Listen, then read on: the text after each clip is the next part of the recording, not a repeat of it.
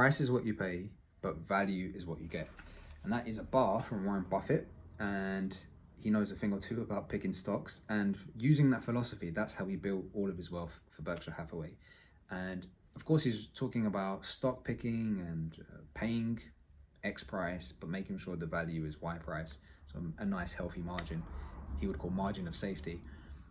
And there's a lesson in that, in us as entrepreneurs, that we need to take in and then share with our customers and clients when we are presenting our goods and services, so that they too, like Buffett, can feel they're getting a margin of safety, in that they're getting a lot of value, a nice healthy margin of value based on the price that they're paying. Okay, so and a practical example of this would be, you're selling a good for $100, yet the value, all of the kind of things that stack up to make your offer as part of the $100 are valued at 1,000.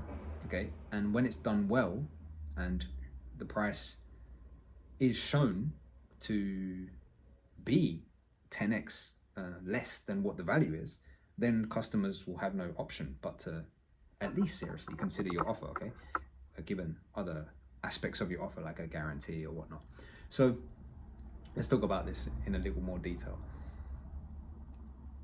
You got your price at 100, and you've got all these like bonuses, and of course you've got your core offer, you've got your bonuses, and it's built up to be a package, and the package is overall total value is $1,000, which is what you want, a 10x multiple. Now you need to justify this. You need to show each of the bullet points that make up the offer, that they are not just numbers you've plucked out of the air and say, this is valued at 500, this is valued at 750, whatever, which I see people do. You want to be able to justify each of the, the little brackets of anchoring, price anchoring that you do for each of the bullet points of your offer. So for example, you might have a bonus one-on-one call with you, and that is valued at $450. You can't just say that if your calendar right now is open and it's free, and like there's no need to pay you. Anyone could just jump on your calendar. Alternatively though, if your calendar is like a payment first calendar and the price is $450, then that's perfect, because then that justifiably is valued at $450 and people can verify that. So that's what you want to do. You want to be able to ground your price anchoring in reality, that the customer can go and check and verify.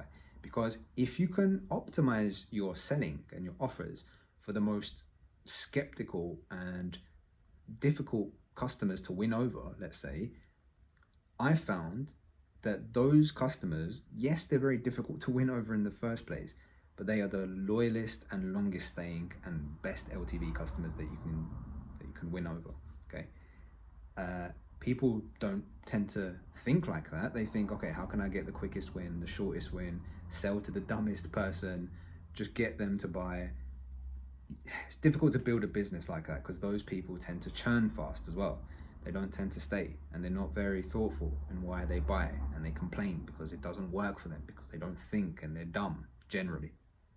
Okay, so optimize for the difficult buyer, and you do that by crossing your T's, dotting your I's, and showing that, hey, what I'm giving you today is genuinely valuable, and you can see where the value is right now on my site or in my past products, in our customer reviews. You can see that there is real tangible value here that you're getting for a 10th of the price, okay? 10th of the value, okay? So that's that.